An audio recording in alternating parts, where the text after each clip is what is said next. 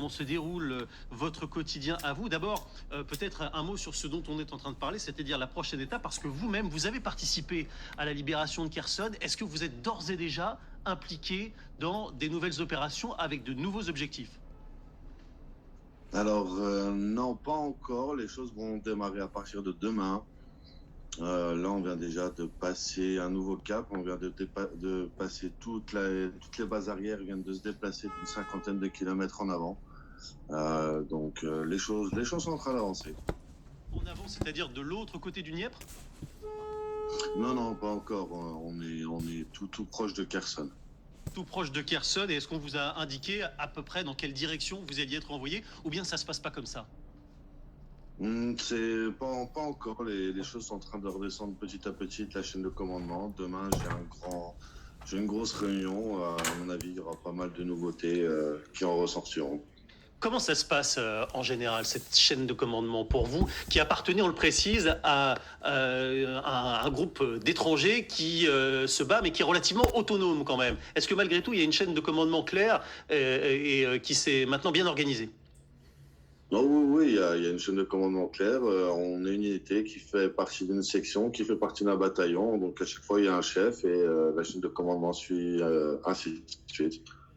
Comment ça se passe, vos missions? Elles durent combien de temps en général?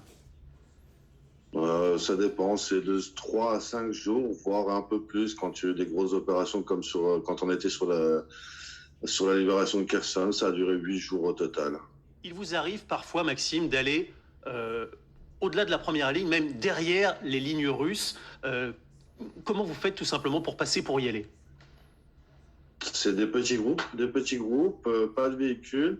On marche sur des grosses distances avec très peu de matériel, le plus léger possible, et on essaie de trouver les failles et petit à petit, on arrive à rentrer derrière l'ennemi. Ce sont évidemment des missions extrêmement risquées, on l'imagine. C'est pour faire du harcèlement, pour que les Russes ne se sentent jamais en position confortable? Donc c'est ça, c'est pas qu'ils se sentent confortables ici et qu'on puisse après les attaquer de manière le plus précise possible pour pouvoir faire avancer après les lignes d'infanterie. Pierre Servant, qui est le militaire ici sur ce plateau, a une question pour vous, Maxime. Bonsoir, Ouais, bonsoir Maxime. Qu'est-ce qui a bonsoir. été le plus dur pour vous, personnellement, sur le plan humain, depuis le début de la guerre? Qu'est-ce qui a été l'adaptation la plus difficile ou les chocs les plus rudes que vous ayez subis dans votre expérience de guerrier? L'artillerie, c'est vraiment ce qui est le plus dur à vivre. À chaque fois que ça tombe, ça peut tomber pour vous, quoi. Donc c'est très intense et c'est très bruyant, ça vibre de partout. C'est intense. Vous avez raconté d'ailleurs que vous avez passé des nuits entières à essayer de trouver le sommeil sur un sol dégagé et avec des obus qui tombaient un peu partout autour de vous. On essaie d'imaginer cette scène apocalyptique et franchement, c'est pas simple. C'est ça que vous avez vécu? Ouais, c'est ça, c'est ça. On vient d'arriver sur un village qui était en fait complètement dévasté par l'artillerie des deux côtés. Il n'y avait pas de civils, il y avait juste une quinzaine de maisons. Et comment dirais-je, aucun espace souterrain pour pouvoir se protéger, aucun bunker. Et l'artillerie, quand ils vous ont dans le viseur, ils vous arrêtent pas, quoi. Donc c'est intense. Vincent Hugeux. Oui, bonsoir. Nous venons d'évoquer en Bonsoir. plateau l'impact des grands froids à venir, des 3 à 4 mois qui viennent, sur le quotidien du combattant. Munitions, mais aussi l'équipement grand froid, mais aussi les vivres, etc. Comment anticipez-vous cette période-là? Est-ce que vous considérez que le dispositif est suffisamment huilé pour vous permettre de continuer de conduire vos missions? Le froid, ça reste toujours quelque chose de compliqué dans une armée de conscrits. Nous, on est volontaires, donc on veut être dans ce combat, donc on est hyper motivés. Après, une grande armée, c'est compliqué à mener. Il y en a qui se sont cassés les dents déjà par le passé. C'est compliqué à mener, mais si la logistique suit et qu'on fait une bonne rotation sur les hommes pour qu'ils puissent bien se reposer à l'arrière, je vois pas ce qui pourra empêcher. Visiblement, ça vous inquiète pas plus que ça, évidemment, dans un contexte si particulier et si hors du commun qu'est cette guerre que vous êtes en train de vivre. Racontez-nous l'évolution, parce que vous étiez là dès mars, dans l'organisation, dans les process, entre ce que vous aviez constaté à l'époque et ce que vous constatez maintenant. Quel a été le progrès? Il est complet. Au début, c'était la débandade complète. On combattait presque au jour le jour. On savait pas ce qui allait devenir. La communication se passait, c'était vraiment compliqué. Et petit à petit, les choses sont vraiment bien organisées. Et maintenant, on arrive à monter des opérations complexes et stratégiques sur le terrain. Du coup, non, l'armée a fait un bond énorme. Les Ukrainiens sont très intelligents et s'adaptent très vite à des situations extrêmes. Et chapeau. Samantha de Moderne. Oui, bonsoir. Une question un petit peu personnelle. Donc, si vous ne voulez pas répondre, ne répondez pas. Mais qu'est-ce qui vous a motivé à partir vous battre en Ukraine? La liberté du peuple ukrainien et son droit à exister. J'ai déjà combattu avec les Kurdes en Syrie dans le combat contre l'État islamique. Et j'ai trouvé que ce combat pour les Ukrainiens avait un écho. Lorsque on vous demande de comparer entre les deux, d'ailleurs, vous dites à côté, la Syrie, c'était les vacances. Pourquoi la différence est-elle si forte entre les deux conflits? Le combat ici est beaucoup plus intense, les périodes de combat sont plus rapprochées et la quantité d'ennemis et la structure de l'armée en face est bien plus compliquée. Il y avait l'État islamique n'avait pas d'aviation, n'avait pas d'artillerie ou très très légère. C'était vraiment complètement différent. De là à dire que c'est des vacances, bon, j'ai peut-être un peu abusé dans mes propos, mais c'était beaucoup moins intense qu'ici en Ukraine. On vous voit, on vous entend, on vous remercie évidemment de nous raconter comment ça se passe. Et évidemment, on se pose tous la question, vu ce que vous nous racontez des conditions de combat, on se demande s'il est miraculeux que vous soyez vous-même vivant, pas blessé, que dans votre unité d'ailleurs, si j'en crois ce que vous avez dit dans d'autres déclarations, il y a relativement peu de pertes. Comment ça s'explique? Est-ce que c'est dû à la chance? Est-ce que c'est dû à toutes les précautions que vous prenez ou pas? C'est les deux. Il y a les précautions qu'on prend, quand on fait à chaque mission qu'on a, on essaie de la planifier du mieux possible, d'avoir le meilleur équipement pour atteindre nos objectifs. Et de là, après, et la chance est toujours là. Et toujours là aussi les personnes avec lesquelles on s'entoure. On a un excellent commandant ukrainien qui fait un excellent travail, qui est avec nous sur le terrain. Et non, le 131e bataillon de reconnaissance séparé, un ratio de très très très faible de blessés et de décès depuis le début de cette guerre. Donc je pense que il y a une partie de chance en effet, mais il y a une partie de compétence aussi qui fait que ça permet de baisser les risques au maximum. Parlez-nous de l'apport du matériel occidental qui est arrivé, à la fois pour vos armements à vous et puis aussi pour les canons, les fameux HIMARS, les canons César français. Est-ce que là aussi vous avez vu une différence et concrètement ça change quoi pour vous? Ouais, concrètement, ça change tout. C'est les systèmes HIMARS et les canons César permettent de taper loin dans les lignes ennemies et très précisément. Et ce qui permet de casser toute sa structure logistique et sa chaîne de commandement et sa chaîne de communication. Du coup, ça nous a permis de renverser la bataille. Et là, dernièrement, dans notre équipe, on a réussi à obtenir des fusils d'assaut en munitions NATO 5.56. Et ça change parce que les fusils sont plus légers. C'est des fusils qui sont plus précis, qui sont plus adaptables. La plupart des gars sont des anciens de l'armée, donc du coup, ils ont déjà une certaine pratique sur ce type d'arme. Donc non, l'aide, ça se ressent très bien. Quand on vous entend, on n'entend pas le discours d'une tête brûlée, semble-t-il. C'est aussi ceux qui sont tout autour de vous, ils sont dans le même état d'esprit. Ils sont là pour aider les Ukrainiens et pour pas faire n'importe quoi sur le champ de bataille. Ouais, c'est ça. C'est des gens qui sont. Alors, il y a des anciens militaires, il y a des gens qui n'ont jamais fait l'armée, mais qui ont déjà eu ce genre d'expérience. On est tous là avec nos objectifs personnels, mais en même temps, ils se rejoignent tous à peu près. Et on essaie de faire les choses bien. On n'est pas des fous de la gâchette ou des fous de la guerre. Vu d'ici, Maxime, surtout depuis la reprise de Kherson, on a l'impression, on voit beaucoup de vidéos en ce sens, que les Russes ne sont pas bons, qu'ils font un peu n'importe quoi. Est-ce que c'est votre sentiment aussi à vous sur le terrain ou pas? Non, c'est pas tout à fait ça. Pendant des mois, faut pas oublier que le front n'a pas bougé. Donc c'est qu'il y avait une certaine raison, c'est que les Russes s'étaient bien organisés en face, ils s'étaient très bien enterrés, on n'avait pas trop les moyens de pouvoir les sortir de là.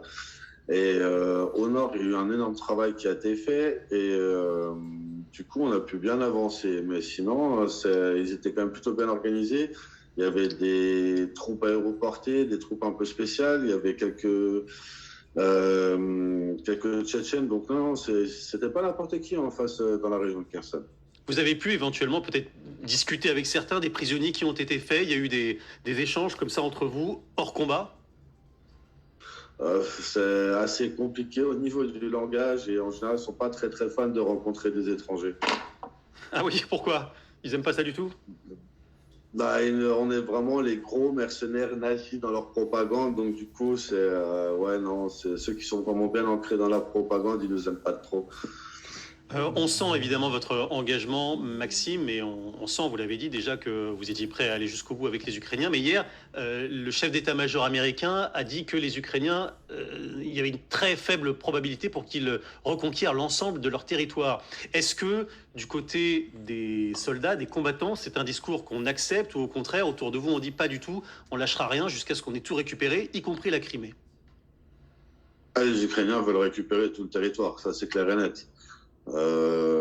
Après, de là, est-ce qu'on en a les capacités opérationnelles? Ça fait des années que la guerre se passe dans le Donbass. Je pense que ça va être compliqué. Après, si les choses sont bien organisées, avec l'équipement qu'on a, on peut petit à petit récupérer le terrain, mais ça va prendre du temps, mais ça va prendre des vies aussi. Racontez-nous, Maxime, également, autre question concrète. Quel est votre statut? Est-ce que vous êtes payé en tant que soldat de l'armée ukrainienne? Oui, comme tout soldat de l'armée ukrainienne qui est ukrainien, je suis payé. Et vous touchez combien? Alors, le solde de base d'un soldat, il n'est pas tellement élevé, il n'est que $350 par mois. Mais après, quand on est opérationnel sur le front, on a tout un tas de bonus en tout et pour tout. Je suis entre 3500 et $4000 par mois. Et tout ça est bien organisé, il n'y a pas de corruption, parce qu'on sait que c'est un pays, l'Ukraine, où la corruption est évidemment très présente. Le président Zelensky, d'ailleurs, en a reparlé encore aujourd'hui. On va pas se le cacher, hein, tout le monde le sait, tout le monde le sait, la corruption elle est courante en Ukraine. Nous, nos paix, elles tombent normalement sur nos comptes en banque, compte officiel ukrainien. Tout se passe bien de ce côté-là. Au niveau des armes, tout est bien compté. Au niveau de l'équipement qu'ils nous donnent, tout est bien compté. Il y a vraiment pas mal de choses qui sont faites. Après, il y a forcément des choses qui passent un peu à travers. Ouais, surtout qu'au début, c'était pas du tout ça. Quand vous êtes arrivé les premières semaines, ce que vous avez vu, c'était absolument n'importe quoi sur le plan organisationnel et administratif. C'était l'urgence totale. En 15 jours, le pays s'était fait envahir de partout. Personne n'était prêt. Le gros des troupes était soit encerclé, soit sur le front et déjà très fatigué. C'était une situation d'urgence, donc c'est normal que l'organisation ne suivait pas. Dans quel état d'esprit, dans quel état physique surtout êtes-vous? Est-ce que vous êtes vous-même physiquement fatigué? Est-ce que vous êtes en période de repos? Vous nous disiez demain il y aura une grande réunion avec sans doute des objectifs qui vont se redonner. Est-ce que vous avez encore l'énergie pour continuer sur le même rythme que celui que vous tenez depuis mars maintenant? Oh, bon, oui, si on a des petites périodes de repos qui sont bien organisées, ça va le faire. Après, des bonnes rotations sur le front avec le reste des armes, et ça devrait aller. La fatigue, il y en a un petit peu, mais bon, ça va. Ça va. Et vous êtes dans une unité où, je l'ai dit, il y a beaucoup d'étrangers. Il y a d'autres Français ou pas? Non. En fait, beaucoup d'étrangers, pas tant que ça. Il n'y a que mon équipe qui est étrangère et on est 8 étrangers.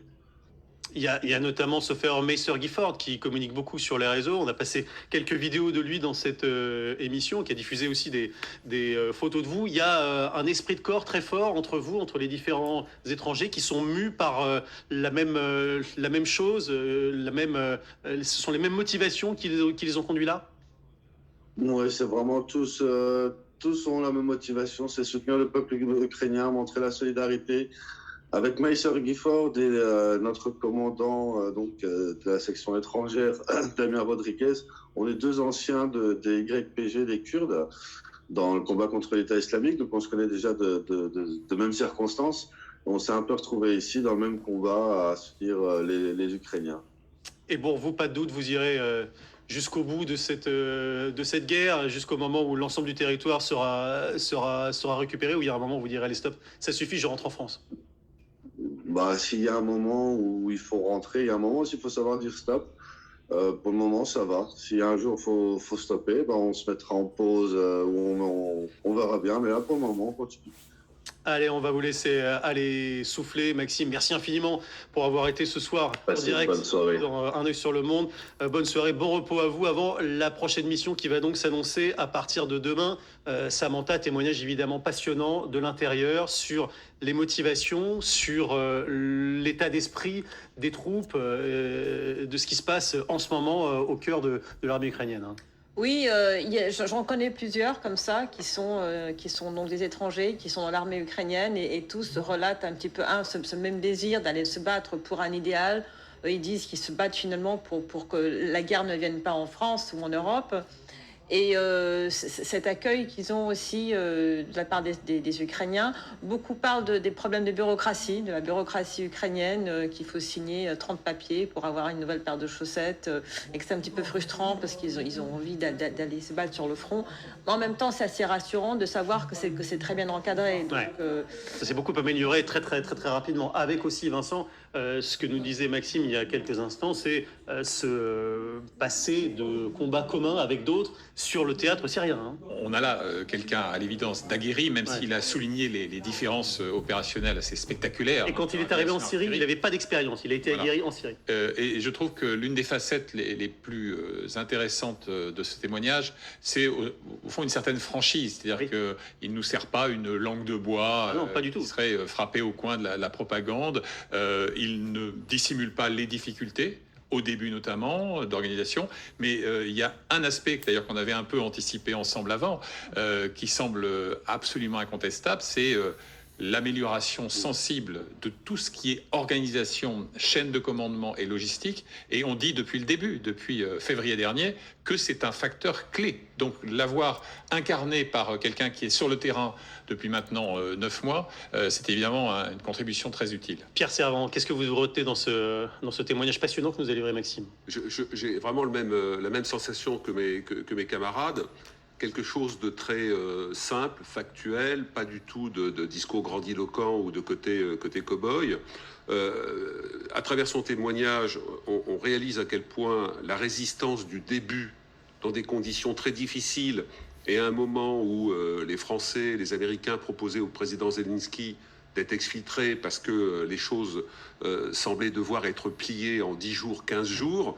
Donc quand on pense à la désorganisation, mais qui fait que quand même ce pays est parvenu à mettre en place un certain nombre de choses, à résister.